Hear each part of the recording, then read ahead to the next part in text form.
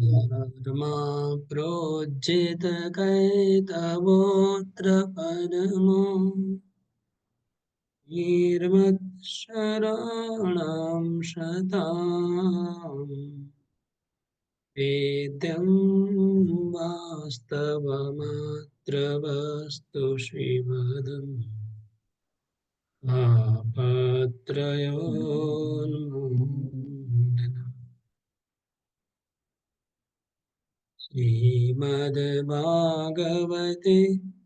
महामुनिकृते किं वा परेश्वरा सद्यारित्यवरोध्यतेऽत्र कृतिभिः शुश्रूषोभिस्तत्क्षणात् सद्यारिधि अवरोध्यतेऽत्र कृतिभिः शुश्रूषोभिस्तत्क्षणात्। अनुवाद राधा माता की रीडिंग करेंगे। हरे कृष्ण प्रभु। तात्पर्य प्रभुपाद की जय।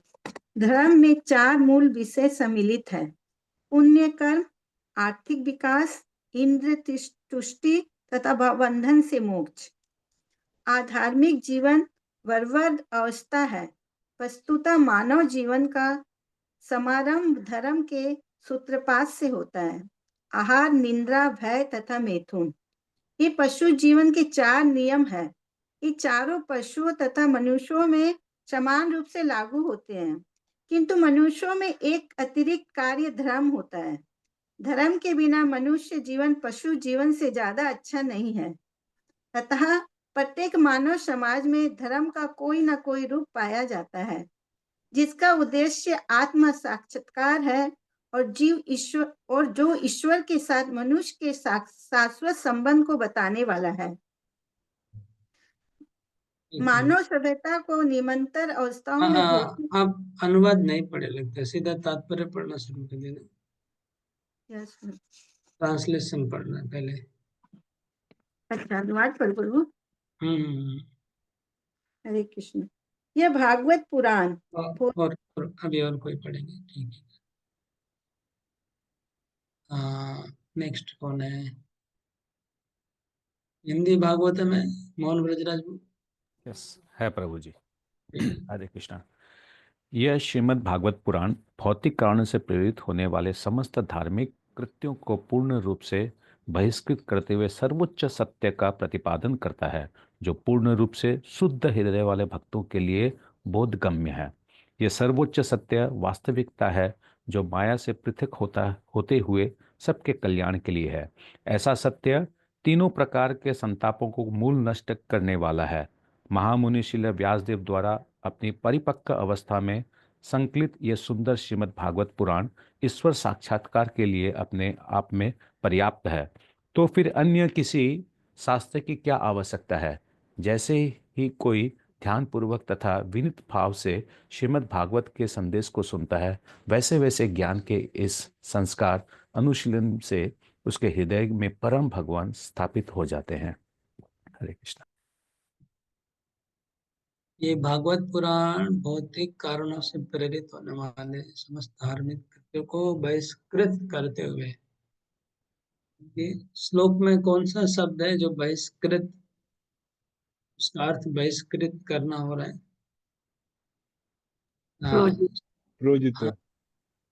बोलिए। प्रोजित। ब्रजरानी माता ही बोल रही थी। प्रोजित।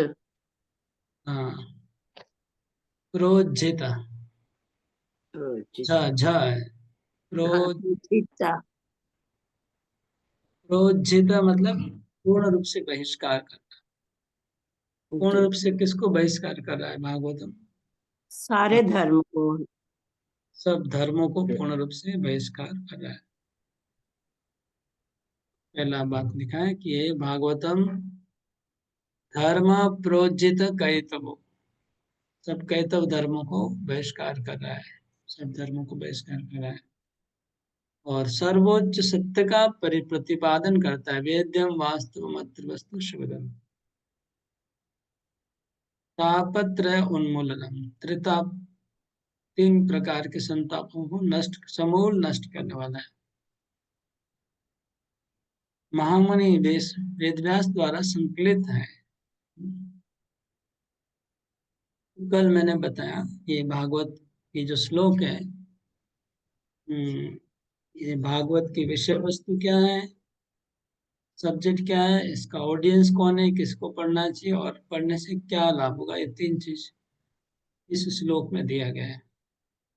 आगे तात्पर्य आगे पढ़िए, सुधा माता जी पढ़िए। हरे कृष्ण प्रभु। धर्म में 4 मूल विषय सम्मिलित है, पुण्य कर्म, आर्थिक विकास, इंद्र तुष्टि तथा भव बंधन से मोक्ष। अधार्मिक जीवन बर्बर अवस्था है। वस्तुतः मानव जीवन का समारंभ धर्म के सूत्रपात से होता है। आहार, निद्रा, भय तथा मैथुन, ये पशु जीवन के 4 नियम हैं। ये चारों पशुओं तथा मनुष्यों में समान रूप से लागू होते हैं, किंतु मनुष्यों में एक अतिरिक्त कार्य धर्म होता है।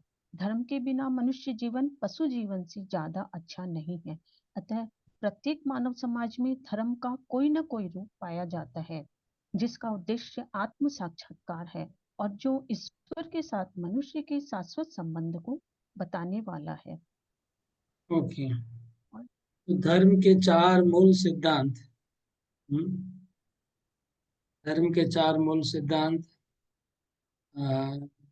बताइए। सत्यनारायण मती।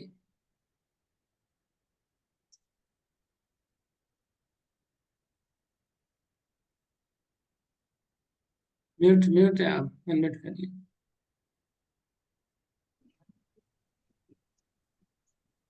धर्म अर्थ काम मोक्ष। हाँ, धर्म अर्थ काम मोक्ष, इसको प्रभुपाद जी ने यहाँ पर लिखा है सरल भाषा में कि पुण्य कर्म मतलब धर्म, आर्थिक विकास मतलब अर्थ, काम मतलब इंद्र तुष्टि और मोक्ष भव बंधन से मोक्ष, ये 4 बातें लिखी। आगे तात्पर्य लीलानंदिनी माता जी अनम्यूट करिए। समस्त मानव सभ्यता की निरंतर अवस्थाओं में भौतिक प्रकृति पर प्रभुत्व दिखाने के लिए सदैव होड़ लगी रहती है। दूसरे शब्दों में कह सकते हैं कि इंद्रियों को तुष्ट करने के लिए निरंतर स्पर्धा चलती रहती है। ऐसी प्रवृत्ति के वशीभूत होकर मनुष्य धर्म की ओर मुड़ता है। इस तरह वह कुछ भौतिक लाभ प्राप्त करने के लिए पुण्य कर्म या धार्मिक कार्य करता है, किंतु यदि ऐसे भौतिक लाभ अन्य साधनों से प्राप्त हो जाते हैं तो तथाकथित धर्म उपेक्षित हो जाता है। आधुनिक सभ्यता का यही हाल है। मनुष्य आर्थिक दृष्टि से संपन्न होता जा रहा है, अतः वर्तमान समय में वह धर्म में अधिक रुचि नहीं लेता। गिरजाघर, मस्जिदों या मंदिर एक तरह से अब निर्जन है। लोगों की रुचि अपने पूर्वजों द्वारा बनाए गए धार्मिक स्थलों में न होकर फैक्ट्रियों, दुकानों तथा सिनेमा घरों की ओर अधिक है। इससे यह सिद्ध होता है कि धर्म का आचरण किसी न किसी आर्थिक लाभ के लिए ही किया जाता है। आर्थिक लाभ की आवश्यकता इंद्रिय तृप्ति के लिए पड़ती है। प्राय इंद्रिय तृप्ति की खोज से उबकर मनुष्य मोक्ष की ओर मुड़ता है और परमेश्वर से तदाकार होने का प्रयत्न करता है। फलस्वरूप ये सारी दशाएं केवल इंद्रिय तृप्ति के विभिन्न प्रकार बन जाती है। हरे कृष्णा। हरे कृष्णा। धर्म, अर्थ, काम, मोक्ष, इन चारों चीजों को प्रभुपाद ने संक्षिप्त में समझाया। ध्यान से देखेंगे तो पता चलेगा। धर्म किस लिए करते हैं लोग, प्रभुपाद ने क्या बताया? कोई भी इच्छाओं को पूर्ण करने के लिए, भौतिक इच्छाओं। हाँ, धर्म कहते हैं लोग इंद्र तृप्ति के लिए, काम के लिए। तो प्रभुपाद जी बोलते कि जो धर्म अर्थ काम मोक्ष को जो पहली लाइन में कैतव धर्म बताया गया है, कैतव मतलब कपट, चीटिंग। तो क्यों चीटिंग बताया गया उसको प्रभुपाद बता रहे हैं कि सर्वधर्मान परित्यज्य क्यों बोले भगवान, और कैतव धर्म क्यों बताया जा रहा है। तो प्रभुपाद एक्सप्लेन कर रहे हैं कि धर्म इंद्र तृप्ति के लिए लोग करते हैं। सॉरी, नहीं नहीं नहीं, ये गलत हो गया। धर्म पैसा कमाने के लिए लोग करते हैं, इंद्र तृप्ति बाद में आएगा। ये आंसर गलत था। धर्म लोग करते हैं अर्थ प्राप्ति के लिए, और अर्थ प्राप्ति करते हैं इंद्र तृप्ति के लिए। इंद्र तृप्ति से उब जाने पे मोक्ष की प्राप्ति की इच्छा होती है। ये चार चीजें हैं। तो प्रभुपाद जी कह रहे हैं कि आजकल लोगों के पास इतना पैसा हो गया है, तो अभी उनको धर्म करने की जरूरत नहीं, क्योंकि अर्थ की प्राप्ति हो गई। तो धर्म का पालन लोग तब तक ही करेंगे जब तक उनको अर्थ की रिक्वायरमेंट है, पैसे की। जब अगर बिना धर्म के अगर पैसा मिल जाए तो फिर कोई धर्म नहीं करेगा। तो ये त्रुटि है, ये प्रॉब्लम है। प्रभुपाद बोलने की गिरजाघर में, चर्चों में अभी निर्जन पड़े, चर्चों में कोई नहीं जा रहा है। प्रभुपाद ने विदेश में जाके देखा कि चर्च में पंछी खाली हैं और कोई आदमी नहीं जा रहे। बड़े बड़े चर्च हैं, करोड़ों करोड़ों अरबों डॉलर से बने हुए हैं, लेकिन कोई आदमी जा नहीं रहा है चर्च में। प्रभुपाद जी ने देखा है। मस्जिद में भी यही हालत है, कोई नहीं जाता है, और मंदिर में भी कोई नहीं जाते, खंडर हो जा रहे हैं सब मंदिर। क्यों? क्योंकि उनको ऐसे ही इतना प्राप्ति हो चुकी है पैसे के लोगों को, इसलिए नहीं जा रहे। पहले जब पैसा कम था लोगों के पास तो सब मंदिर मस्जिद जाते थे, चर्च में जाते थे। तो ये जनरेशन में इतना चेंज आया। 50 साल पहले सब लोग जाते थे मंदिर मस्जिद। और तो प्रभुपाद 50 साल पहले की बात बोले, उसका मतलब उसके भी पहले 10-20 साल पहले। और एक बात प्रभुपाद जी बोले, आजकल लोग आ, सिनेमा घर में चले जाते हैं। फैक्ट्रिया में उनकी श्रद्धा है, दुकान में श्रद्धा है, और सिनेमा घरों में श्रद्धा है, लेकिन मंदिर मस्जिद में श्रद्धा नहीं। ये भी हम देख रहे हैं कि हर हर आदमी, जो भी स्पेशली सब हिंदू लोग जितने भी हैं, भारत में का, भारत का बोल रहा हूँ, सब लोग सिनेमा का प्रोग्राम कहते रहते हैं जरूर, लेकिन मंदिर का प्रोग्राम बहुत कम होता है। हर सप्ताह में एक बार तो आउटिंग चाहिए, कहीं ना कहीं जाएंगे। तो आउटिंग में मंदिर इंक्लूड नहीं होता है उनका, ये हम देख रहे हैं। लेकिन यहाँ की अगर हिसाब से देखा जाए तो पहले लोग मंदिर ही जाते थे आउटिंग में, और इधर कम जाते थे। अभी उल्टा हो गया है, क्योंकि पैसे की आवश्यकता नहीं। फिर पैसा मिलने से नृत्य करते लोग। तो किसी के पास बहुत पैसा हो जाए तो फिर और कमाने का उसको इंटरेस्ट नहीं रहता, खाली घूमना। और जब भूख से जब उब जाता है तो लोग मोक्ष के लिए, ठीक है, ये चार चीजें इस तरह से चक्र की जैसे चल रही है। आगे पढ़ेंगे। सुधा माता जी, आपने पढ़ा क्या पहले? हाँ प्रभु पढ़ा। ओके, हरे नेक्स्ट कृष्ण। है रसपूर्णा माता जी।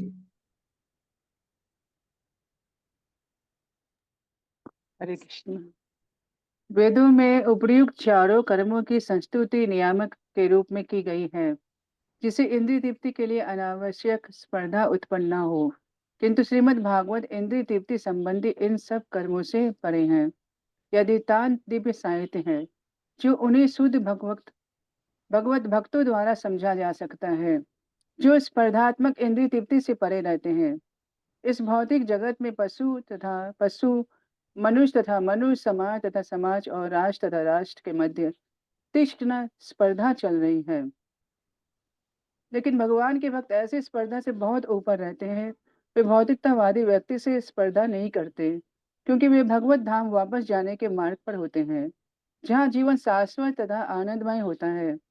ऐसे अध्यात्मवादी द्वेष रहित और शुद्ध हृदय वाले होते हैं। भौतिक जगत में प्रत्येक व्यक्ति दूसरे व्यक्ति से ईर्ष्या करता है, अतः स्पर्धा चलती रहती है। लेकिन भगवान के दिव्य भक्त न केवल भौतिक ईर्ष्या द्वेष से रहित होते हैं, अपितु सबका कल्याण चाहते हैं और वे ईश्वर को केंद्र मानकर एक स्पर्धा रहित समाज स्थापित करने का प्रयास करते रहते हैं। सब स्पर्धा रहित समाज की वर्तमान समाजवादी विचारधारा कृत्रिम है, क्योंकि उसमें तानाशाह के पद के लिए स्पर्धा चलती है।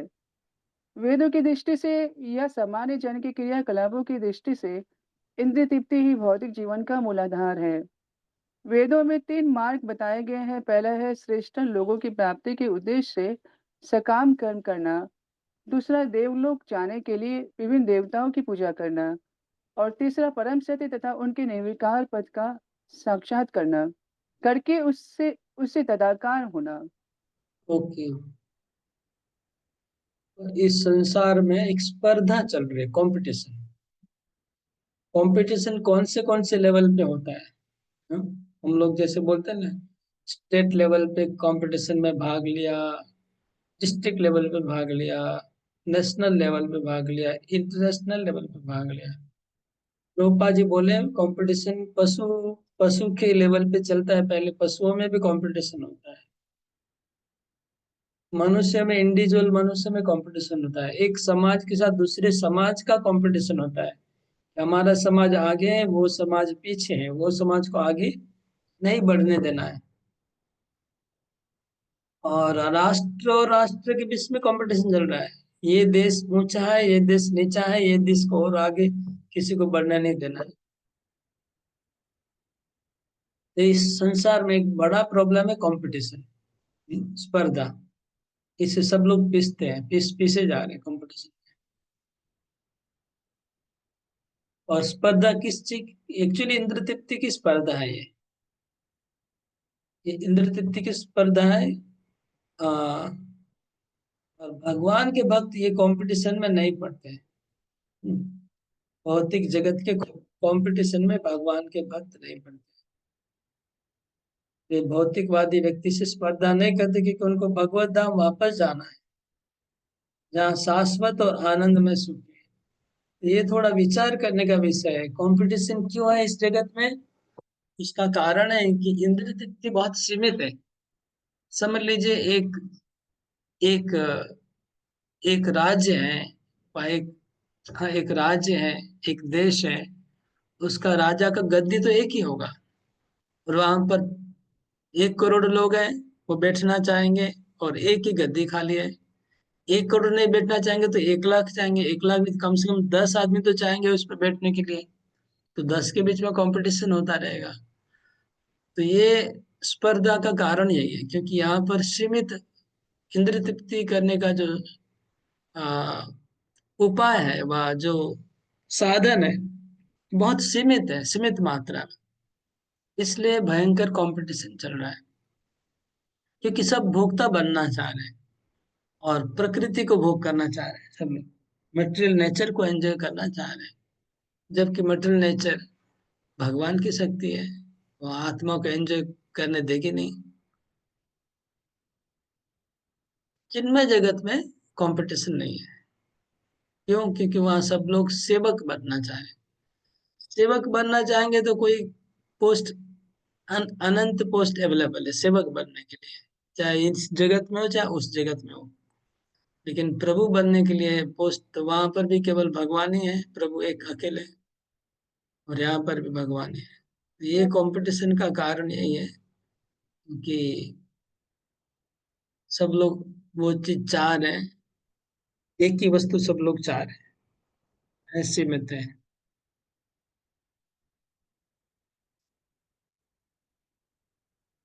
तो भगवान के भक्त लोग कभी स्पर्धा में नहीं पड़ते, हमको स्पर्धा से दूर रहना चाहिए। इनमें जगत में स्पर्धा है, भगवान को सेवा करने की स्पर्धा है, लेकिन उसमें सबको अवार्ड मिल जाता है। मतलब सेवा करने की कोई लिमिट नहीं है, तो जितना जितना सेवा करना है करो, कोई कोई प्रॉब्लम नहीं है उसमें, कोई फिर प्रॉब्लम नहीं है। सबको सबको ही पुरस्कार मिल सकता है इनमें जगत।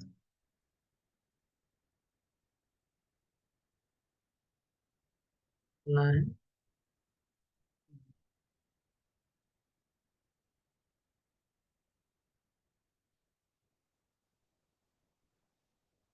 तीन मार्ग क्या है? ओके, नेक्स्ट मधुलीला माता रीडिंग करेंगे।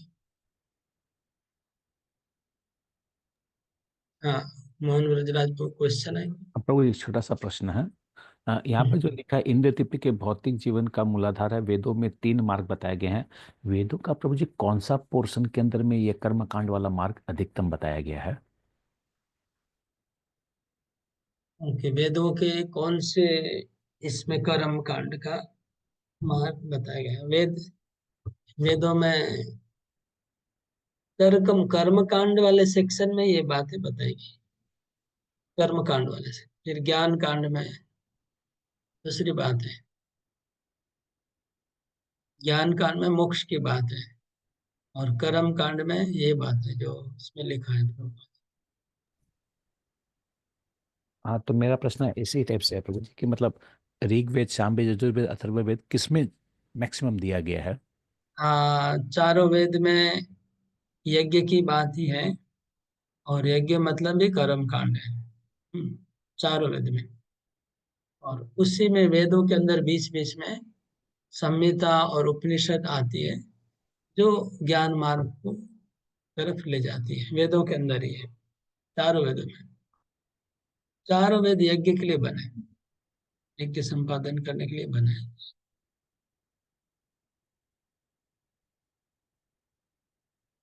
आगे मधुर माता रीडिंग करिए आगे। हरे कृष्णा। किंतु परम सत्य का निराकार पक्ष ही सर्वोत्कृष्ट नहीं है, इससे भी बढ़कर परमात्मा स्वरूप है, और इसके भी ऊपर है परम सत्य या भगवान का साकार रूप। श्रीमद् भागवतम परम सत्य के साकार स्वरूप के विषय में जानकारी प्रदान करता है। यह समस्त निर्विशेषवादी साहित्य तथा वेदों के ज्ञान कांड विभाग से सर्वश्रेष्ठ है। यह कर्म कांड विभाग तथा उपासना कांड विभाग से भी उच्चतर है, क्योंकि यह पूर्ण पुरुषोत्तम भगवान श्री कृष्ण की पूजा का निर्देश करता है। परम कांड और उससे अधिक इंद्र तृप्ति के लिए स्वर्ग जाने की स्पर्धा चलती है। इसी प्रकार ज्ञान कांड तथा उपासना कांड में भी स्पर्धा चलती है। श्रीमद् भागवतम इन सबों से श्रेष्ठ है, क्योंकि इसका परम लक्ष्य परम सत्य है और इन समस्त विभागों का मूल है। श्रीमद् भागवतम से मूल तत्व तथा श्रेणियां दोनों जाने जाते हैं, और यह मूल तत्व परम सत्य परमेश्वर है, और अन्य सारे उपासक शक्ति से शाखा स्वरूप है। हरे कृष्ण। यहाँ पर तो वेदों में ऐसा कहा जाता है कि वेदों में 94% कर्म कांड है। कितना? 94। आश्चर्य हो जाएंगे ना। 92% आई थिंक, और फिर 4% ज्ञान कांड है। 94 और 4% 98, और 2% उपासना कांड है। उपासना कांड थोड़ा भक्ति से लगा हुआ है, जुड़ा हुआ है, मतलब शुद्ध भक्ति नहीं है लेकिन भक्ति है उपासना कांड में। ऐसा हमने सुना था। 94% कर्म कांड और 4% ज्ञान कांड और 2% उपासना कांड।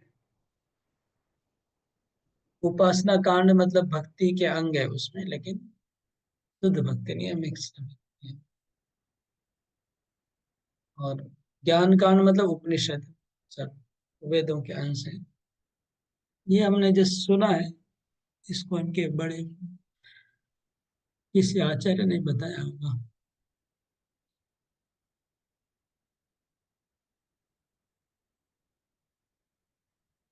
आगे पढ़ना है, रीडिंग करिए। हाँ, सारथी ऋषिकेश। ये इंग्लिश है, पढ़ो। हाँ ठीक है, पढ़िए। Nothing is apart from the substance, but at the same time, the energies are different from the substance. This conception is not contradictory. Srimad Bhagavatam explicitly promulgates this simultaneously one and different philosophy of the Vedanta Sutra, which begins with the जन्माद्यस्य Srimad Bhagavatam 1.1.1 सूत्र. Okay, This knowledge, यहाँ पर बताया nothing is apart from substance. या substance के लिए कौन सा शब्द है श्लोक में? श्लोक में कौन सा शब्द है जो सब्सटेंस को इंडिकेट कर रहा है? प्रभुपाद जिसकी बात कर रहे हैं, सब्सटेंस. वस्तु प्रभु. हाँ, राइट. वस्तु, वस्तु, वास्तवम वस्तु, वेद्यम वास्तवम वस्तु. तो वो जो वस्तु है, वास्तव वस्तु, वही सब्सटेंस है.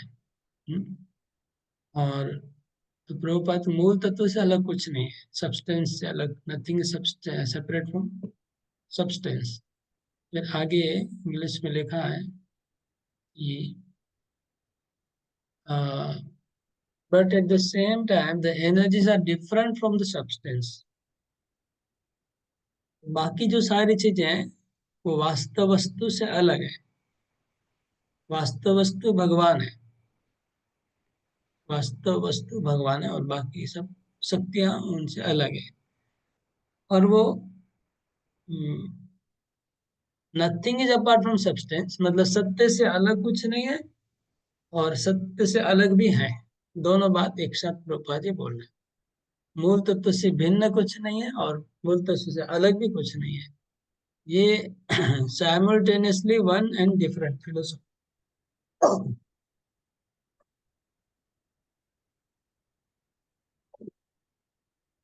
इसका simultaneously one and different philosophy को हम लोग क्या बोलते हैं? अचिंत्य भेदाभेद तत्व. साइमल्टेनियसली वन एंड डिफरेंस मतलब अचिंत्य भेदाभेद तत्व.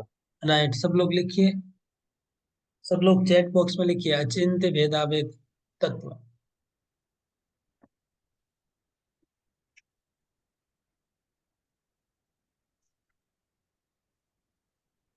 साइमल्टेनियसली वन एंड डिफरेंस मतलब साइमल्टेनियस मतलब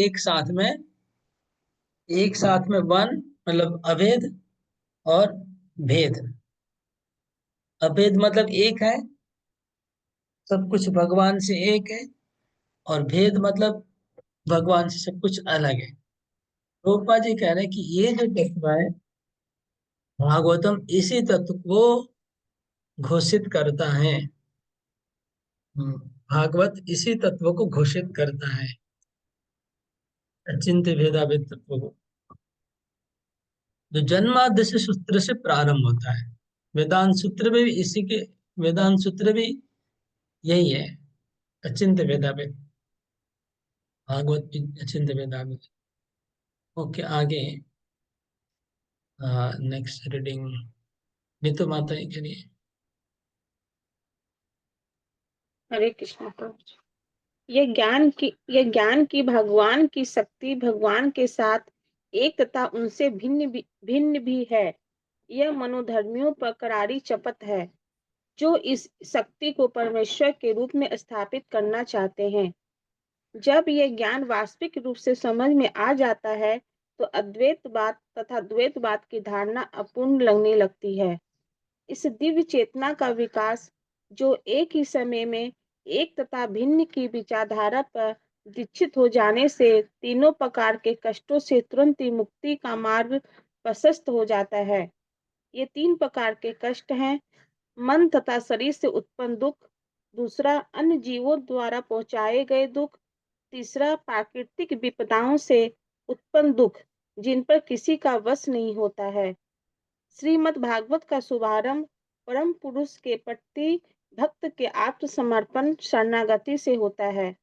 भक्त भली भांति जान रहा होता है कि वह भगवान से एक होते हुए भी उसकी स्थिति उनके नित्य दास के रूप में है. भौतिक विचारधारा के अनुसार मनुष्य झूठे ही अपने को अपने आसपास की सब चीजों का स्वामी मानता है, इसलिए वह जीवन में 3 प्रकार के संतापों से पीड़ित रहता है. किंतु जो ही उसे नित्य दास रूप में अपने इस वास्तविक स्थिति का पता चल जाता है तो वह तुरंत इन सभी कष्टों से मुक्त हो जाता है। जीव जब तक भौतिक प्रकृति पर प्रभुत्व जमाने का प्रयास करता है, तब तक वह परमेश्वर का दास नहीं बन सकता। भगवान की सेवा मनुष्य के अधिक आध्यात्मिक स्वरूप की विशुद्ध चेतना द्वारा की जाती है। इस सेवा से वह समस्त भौतिक अवरोधों से तुरंत मुक्त हो जाता है। हरे कृष्णा। तो द्वैतवाद और अद्वैतवाद, इसकी धारणा अधूरी लगने लगती है। जैसे आप ये समझ जाएंगे कि सब कुछ भगवान से एक है और अलग भी है, यह ज्ञान की भगवान की शक्ति भगवान के साथ एक तथा उनसे भिन्न भी है, उन मनोधर्मियों पर करारी चपत है। उन मनोधर्मी पर करारी चपत, जो परमेश्वर के, जो इस शक्ति को परमेश्वर के रूप में स्थापित करना चाहते हैं। मतलब उनको बहुत थप्पड़ मारा जा रहा है इस अ, इस दर्शन के द्वारा। भगवान और सब वस्तुएं भगवान से अभिन्न और भिन्न है, ये जो फिलोसफी है अचिंत्य भेदाभेद, ये मतलब सब कुछ भगवान, सबके अंदर भगवान को देखना और सबको भगवान से अलग भी देखना, एक साथ दोनों, ये जो दर्शन है, ये दर्शन क्या है?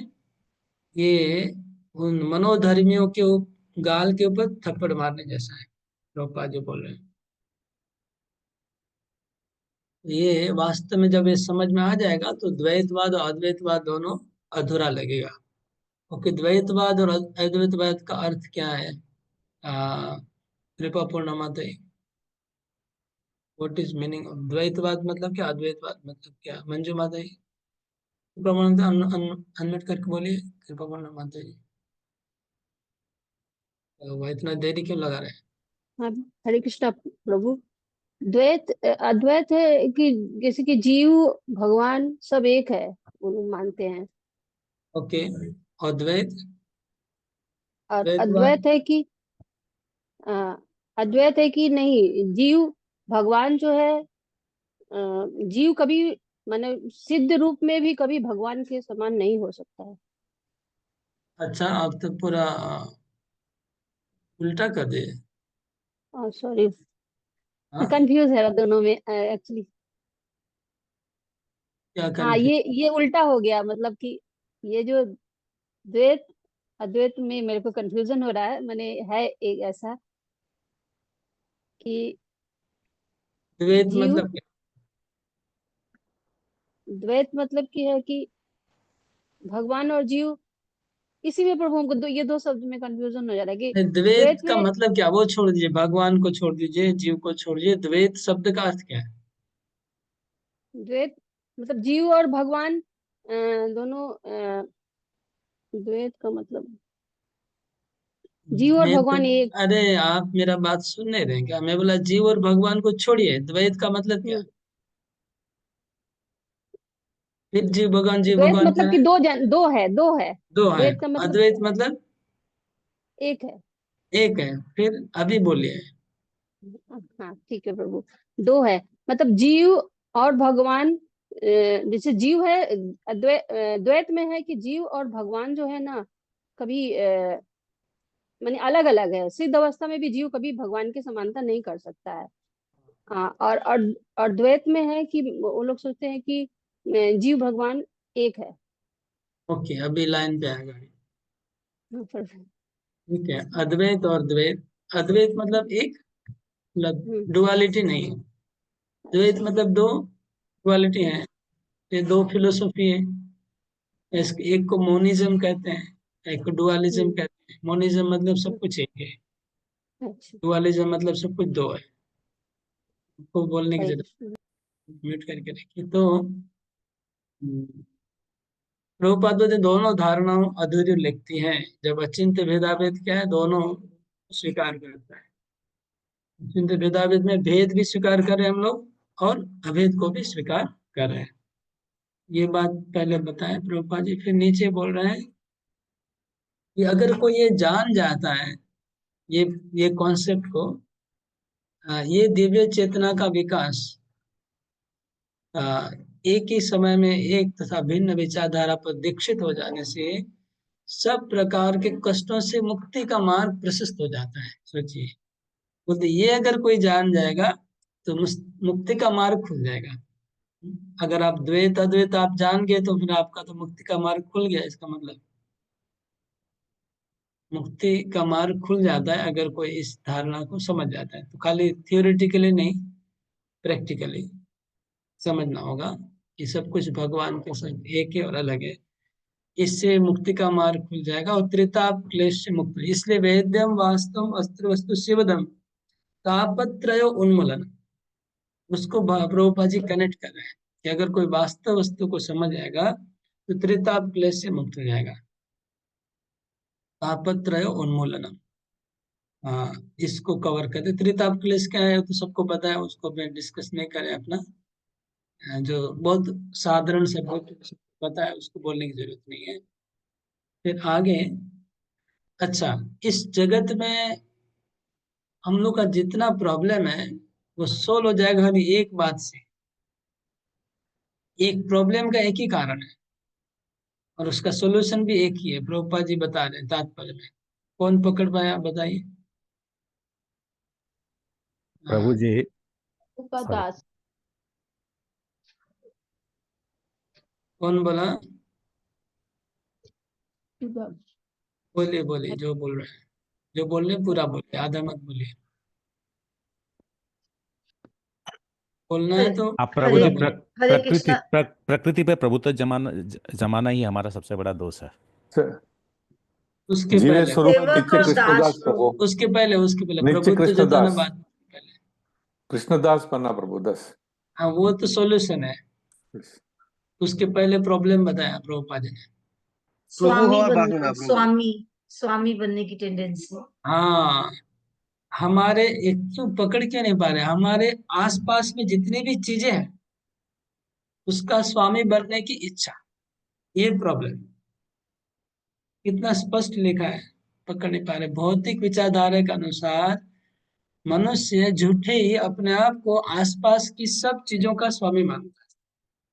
ये प्रॉब्लम है। हमारे आसपास जितनी भी चीजें हैं वो मेरी है।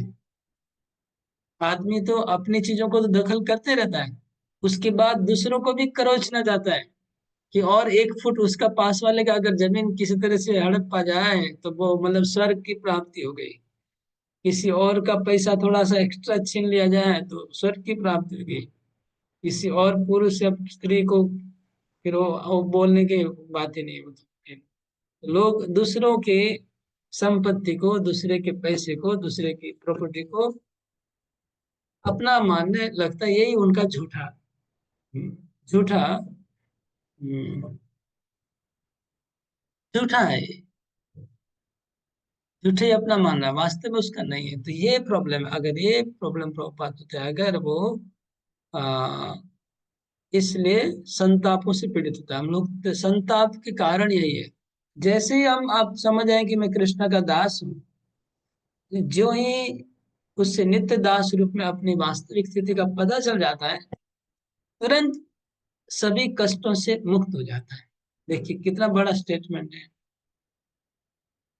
जो ही वो नित्य दास रूप में अपनी वास्तविकता को समझ जाता है, वो तुरंत सभी कष्टों में मुक्त। अगर आपको बहुत कष्ट है और आप मुक्त होना चाहते हैं कष्टों से, तो क्या करना है?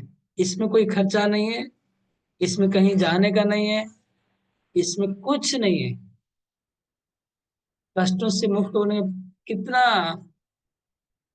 कोई कुछ नहीं करना। खाली बोले जो ही आप समझ जाएंगे कि मैं भगवान का दास हूँ और आसपास में जो कुछ है वो मेरा नहीं है, भगवान का है, तुरंत सब कष्टों से मुक्त हो जाएगा।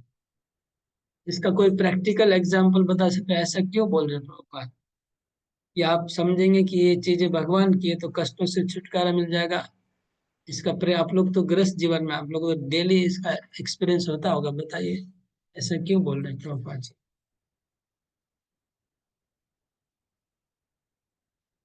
नहीं बोल पा रहे तो मैं बोल देता हूँ। कि हम लोग का प्रॉब्लम, टेंशन का कारण क्या, हमारे बच्चे का क्या होगा, हमारे घर का क्या होगा, हमारे बैंक बैलेंस का क्या होगा।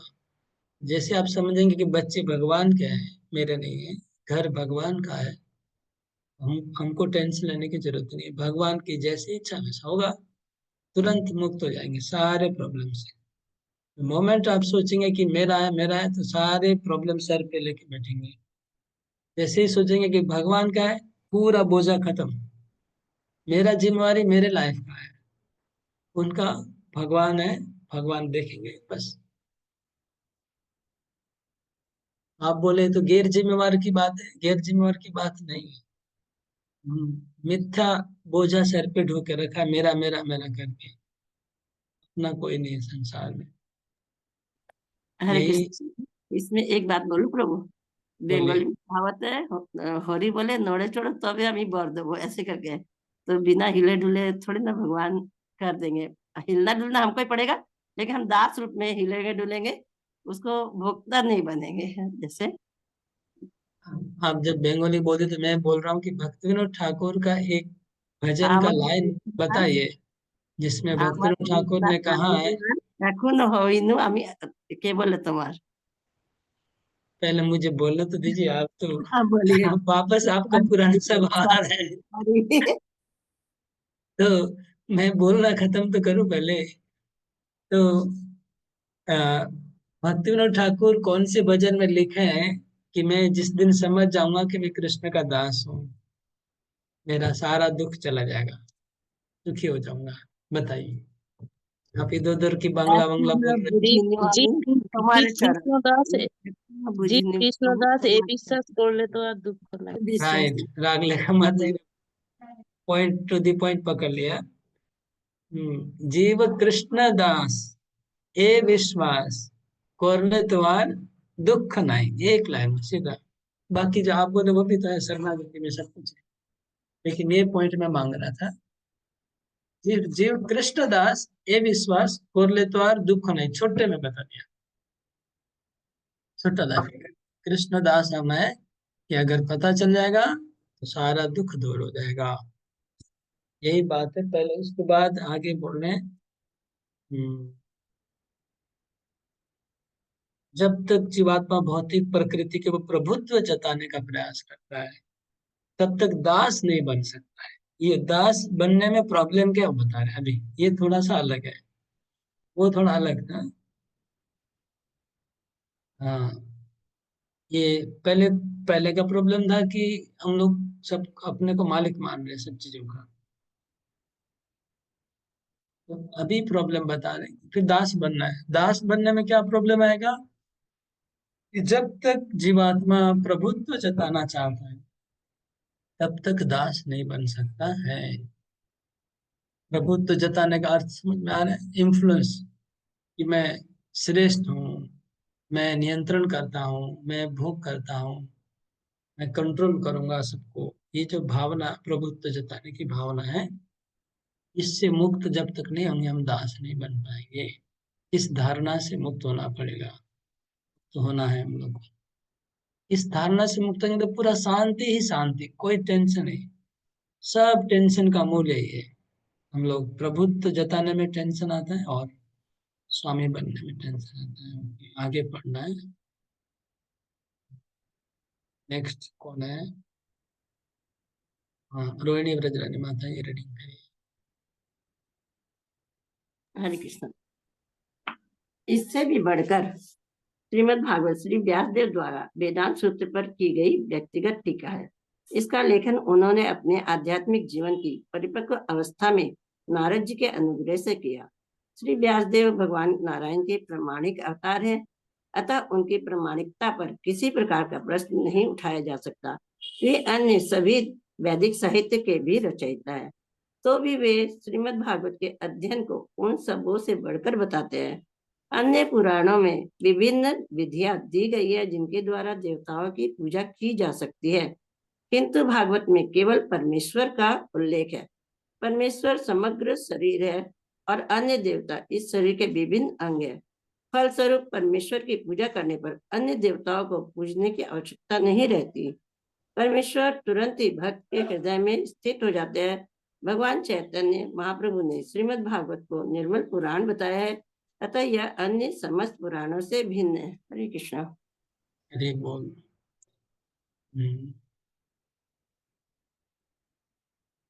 से भी बढ़कर श्रीमद् भागवत से व्यासदेव द्वारा समझी गई टीका है। ये कथा आगे आएगी, हम लोग आगे सुनेंगे कैसे नारद मुनि की कृपा से व्यासदेव ने भागवत में, और व्यासदेव नारायण की ये मतलब एक एक शब्द का अगर आप लोग थोड़ा ध्यान से देखेंगे, ऐसे ही पढ़ना चाहिए। ये पहला लाइन का पहला शब्द को प्रभुपाद व्याख्या कर रहे हैं, दूसरा शब्द को व्याख्या कर रहे हैं, तीसरा शब्द को, एक एक शब्द को व्याख्या करके जा रहे हैं। अभी हम लोग तीसरे लाइन पे पहुंच गए, वहां लिखा है श्रीमद् भागवते महामुनि कृते, उसको बता रहे हैं। किम वा परेर ईश्वर, इस लाइन को इस पैराग्राफ में बताया गया कि महामुनि वेदव्यास नारायण के अवतार है, उन्होंने लिखा है, ये बता रहे हैं। और उन्होंने वेदांत सूत्र की टीका की है भागवत के रूप में। किम वा परेर ईश्वर, किंतु भागवत में केवल परमेश्वर का उल्लेख है, परमेश्वर समग्र शरीर है। अन्य पुराणों में विभिन्न देवताओं की पूजा की बात है, जैसे राजसिक और तामसिक पुराण में देवताओं की बातें होती है, लेकिन इसमें केवल भगवान की पूजा की बात है। आगे ये एच पे लिखा है प्रभु जी बलराम कृष्ण को, आप पढ़िए, इंग्लिश में पढ़ लीजिए, छोटा सा पैराग्राफ हरे अनम्यूट कृष्णा। करिए, हरे कृष्णा प्रभु। पढ़िए। The proper method for receiving this transcendental message is to hear it submissively. A challenging attitude can help one relay this transcendental message. One particular word is used here for proper guidance. The word is sushrushu. One must be anxious to hear this transcendental message, the desire to sincerely hear in the first qualification. Okay. Proper method of receiving transcendental knowledge.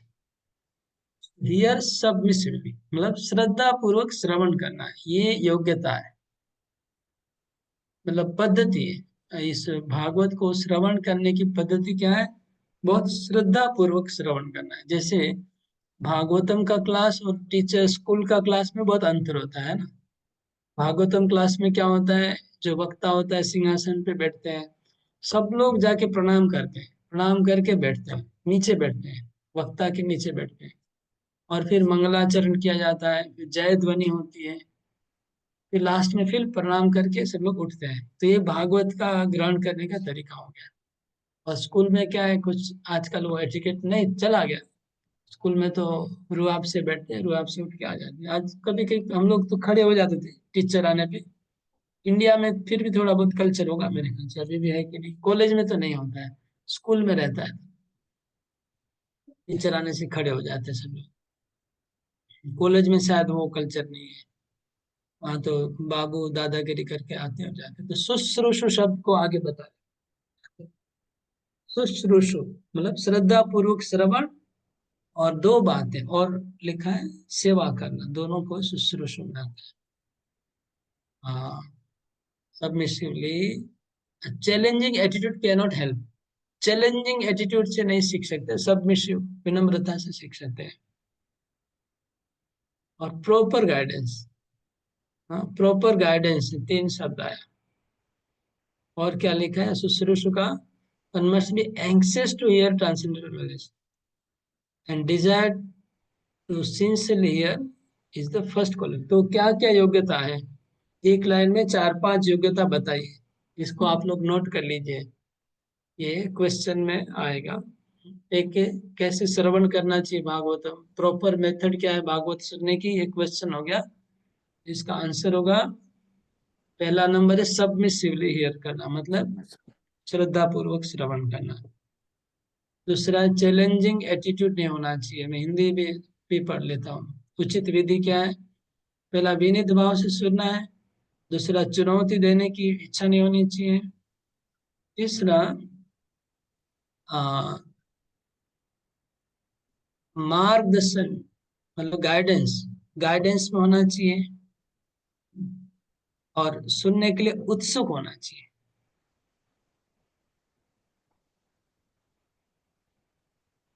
और निष्ठापूर्वक सुनना है। तो कितनी बातें लिखी है? पहले तो विनीत भाव, 4 प्रभु। चुनौती नहीं, मार्गदर्शन, और सुनने का उत्सुकता होना चाहिए और निष्ठा होना चाहिए, गाइडेंस में होना चाहिए उनको, ये भी लिखा था। ये भागवत श्रवण करने की उचित विधि क्या है? ठीक है, ये हो गया उत्तर। आगे पढ़िए। सदानंद गिरिधारी प्रभु।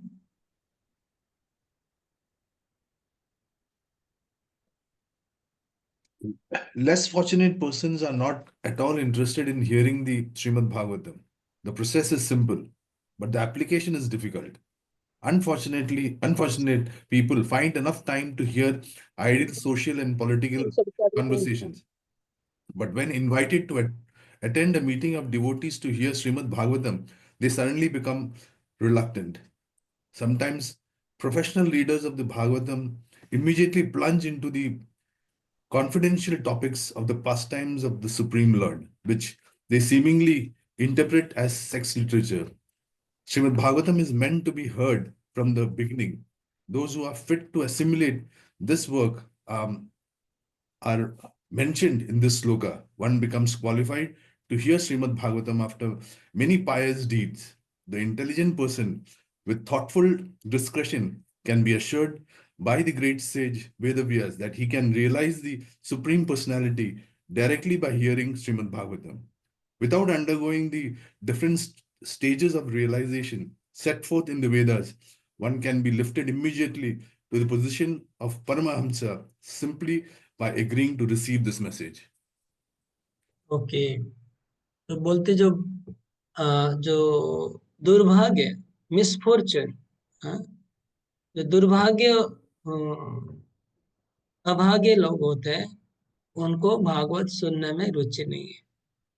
भागवत सुनने में रुचि किसको नहीं है? जो अभागे है उनको रुचि नहीं है, उनको इंटरेस्ट नहीं लगता है। आपने देखा होगा आप लोग कि प्रभुपाद बोले जैसे राजनीतिक व सामाजिक बात सुनने के लिए बहुत इंटरेस्ट है लोग, वो सुनेंगे, लेकिन भागवत सुनने का इंटरेस्ट जब आमंत्रित किया जाता है तो सहसा अन्य मनस्क हो जाते हैं। उनको जैसे ही बोलेंगे भागवतम सुनिए, तो उनको क्या भागवतम, ऐसे कैसे आश्चर्य की बात है, जबकि यही एकमात्र सॉल्यूशन है सारे प्रॉब्लम का।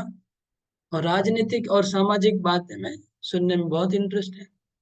तो आप मोबाइल में भी देखेंगे व न्यूज में भी देखेंगे, न्यूज में राजनीतिक और सामाजिक बातें दिन भर लोग पढ़ रहे हैं, लेकिन स्पिरिचुअल टॉपिक कौन पढ़ना चाहता है? कितना पढ़ना चाहता है? भागवत कौन पढ़ना चाहता है? ये बड़ा दुर्भाग्य है। जो लोग दुर्भाग्य है समाज का, वो लोग इंटरेस्ट नहीं लेते हैं। और जो व्यवसायिक कथावाचक होते हैं, शुद्ध गुह्य लीला में चले जाते हैं। इसमें भक्तों को मतलब इंडिकेट नहीं कर रहे हैं, भक्त लोग का ऐसा मनोभाव नहीं होता। वो गुह्य लीला बोलने से भी भक्ति पूर्वक प्रेम पूर्वक बोलते हैं, लेकिन ये तो बहुत ही लो क्लास लोग होंगे जो ऐसा करते होंगे, जो खराब तरीके से भागवत को प्रेजेंट करते हैं। बहुत कम लोग होते हैं, कुछ है, नहीं ऐसा नहीं है, जो अ, भागवत में या आध्यात्मिक बात में भी भौतिकता को घुसाते हैं, ऐसे बहुत कुछ लोग होते हैं। जनरली लोगों को अपलिफ्ट करने का आइडिया रहता है भागवत कथावाचकों का ओवरऑल।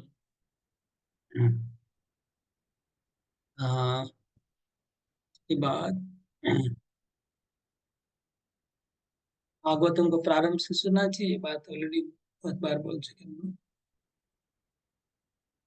कोई अनेक पुण्य कर्मों के बाद भागवत सुनने की योग्य बन पाता है। प्रभुपाद जी बोल रहे हैं कि ये कौन सा श्लोक शब्द है भागवत के श्लोक में, कोई बता सकता है? कृति भी। कृति भी, वेरी गुड। कृति भी का अर्थ है, कृति मतलब पुण्यवान, कृति का मतलब होता है पुण्यवान। कृत कर्म, कृत कर्म जिसने किया है वो पुण्यवान है। वही भागवतम सुनने वाले पुण्य, आप लोग सब पुण्य किए होंगे, आप लोग सब पुण्य किए, इसलिए आज लोग को भागवतम पढ़ने मिल रहा है, भागवतम पढ़ने में रुचि आ रही है।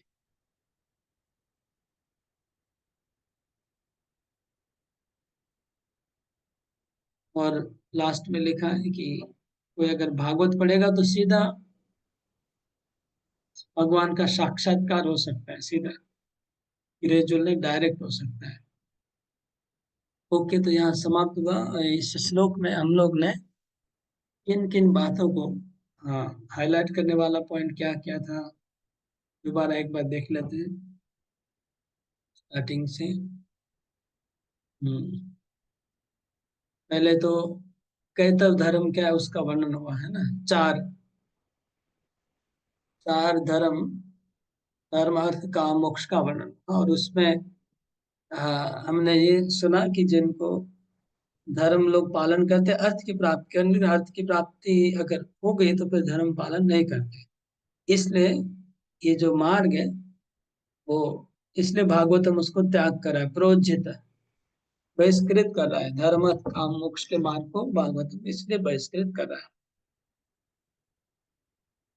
इसके बाद फिर कंपटीशन का बात लिखा था, स्पर्धा, स्पर्धा की बात आई, और स्पर्धा की बात आई। उसके बाद